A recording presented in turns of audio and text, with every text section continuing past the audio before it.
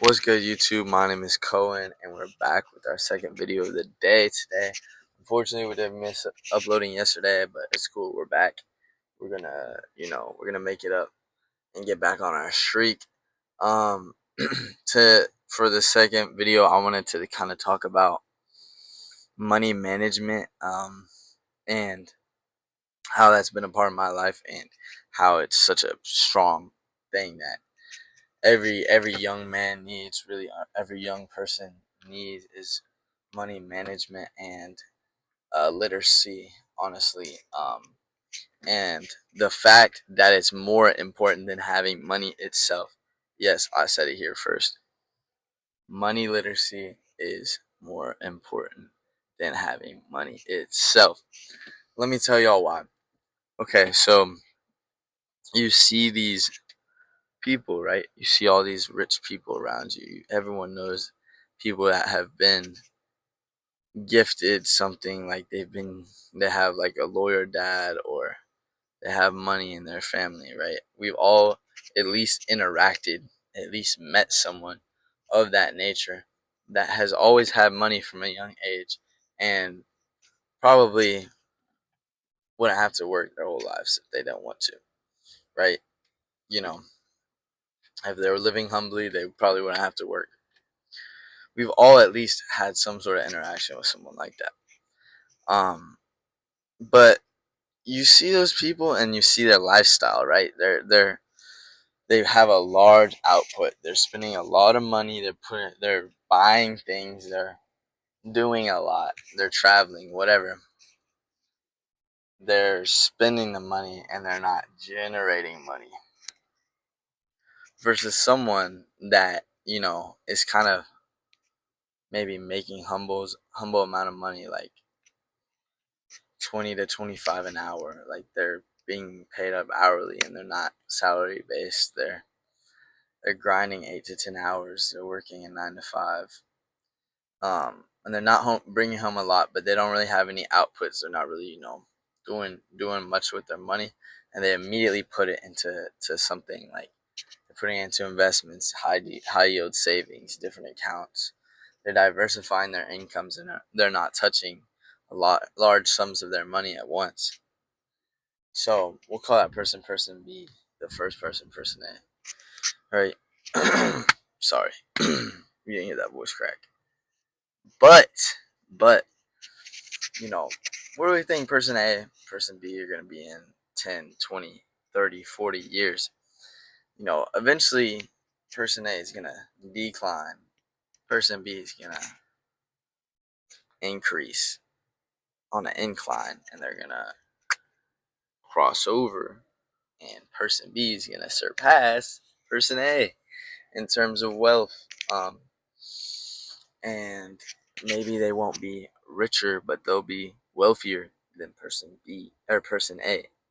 You know why? Because wealth and being rich are not the same thing. Having wealth is not being rich. Rich is shown. You see if someone's rich. It's based on what they buy. It's based on what they have. Being wealthy is not shown. It's actually most times hidden. It's what's in your account. It's what's being generated behind the scenes, and not what you actually know. And that's the difference. Is person B is eventually going to be wealthy, and person A is rich but not wealthy.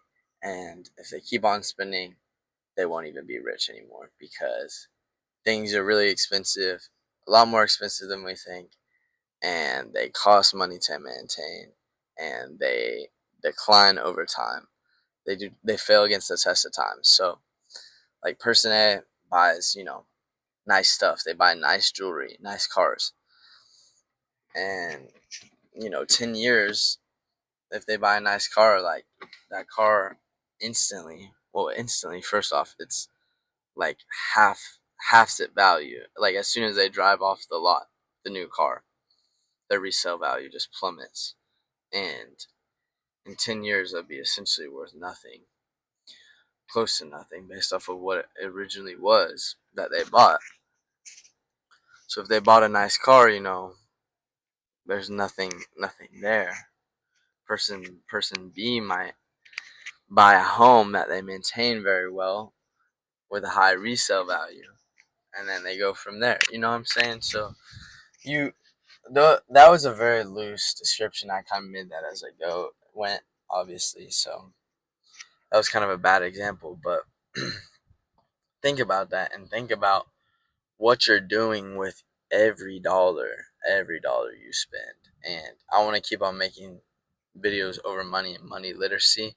So this is like kind of like the first general episode over this, but I kind of just wanted to put out general thoughts about it, and that, you know, what, like, what's your think about every dollar making, where's it's being allocated, right? Okay, this is to rent. It's budgeting. It's basic budgeting. This is to rent. This is to um, bills.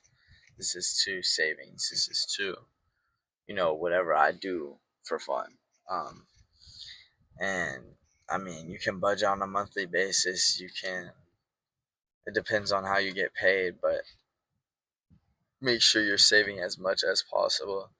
And you don't need a lot of the things you think you need. Like, that's something that I had to go through um, from a young age, because I was lucky enough to have parents that were very humble, that were making a decent amount of money, more than enough to live on, but that that they lived humbly, and they did not always buy the nicest things or go after the nicest cars, the nicest houses that they could, because they valued their freedom over working, and they valued doing other things over, flashy stuff.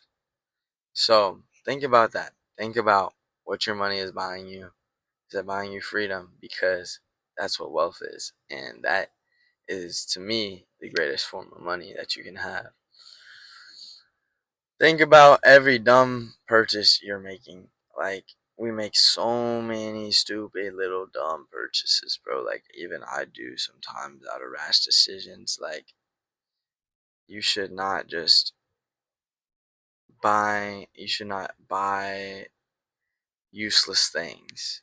Um, you shouldn't buy big sums of things all at once. Like, for example, you shouldn't go on a shopping spree for clothes. You should buy a few things at a time, and then filter them into your closet and see how they're treating you, and see how they're going, and you can always come back for more, bro. Like, they're not things you're not missing out, bro.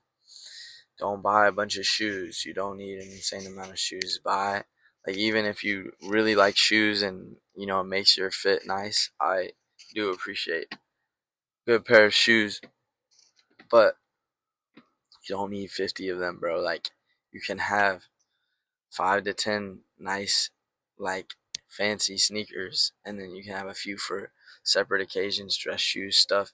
You rotate them, you mix up the fits. The fits will help change up the shoes too. Like, people don't really care, bro.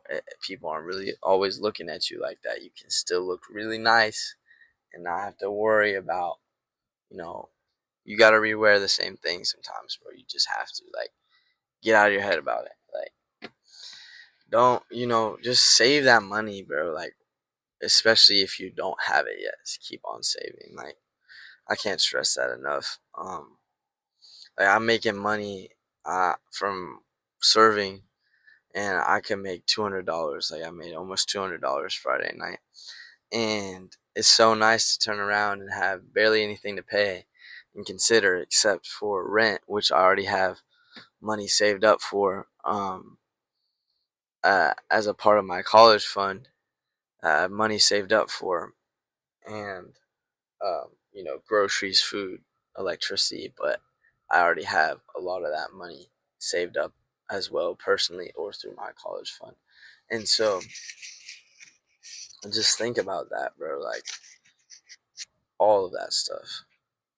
Um, how can you tip the scales, and how can you make that percentage increase and compound? The longer you lock away your money up, the longer it will gain value. Like, it will. if you put it in some sort of growth stock. I'm not saying all put it into one stock, but that's how money works. Yeah, that's just kind of a general spiel. I wanna definitely do more videos like this. I just kind of have to organize more specifically, so I'll work on that. I also have a book, financial literacy book called The Psychology of Money. I kind of want to break down and share my thoughts about different parts of things I've read, because I read it a couple months ago and it kind of really helped open my mind up to these ideas. And yeah, man, I really just appreciate y'all so much. This is Sunday today, so next week we're gonna be back at it. Tomorrow we're gonna be back at it, grinding, back to school. Try to work as much as possible, and yeah, man, y'all be safe. Peace.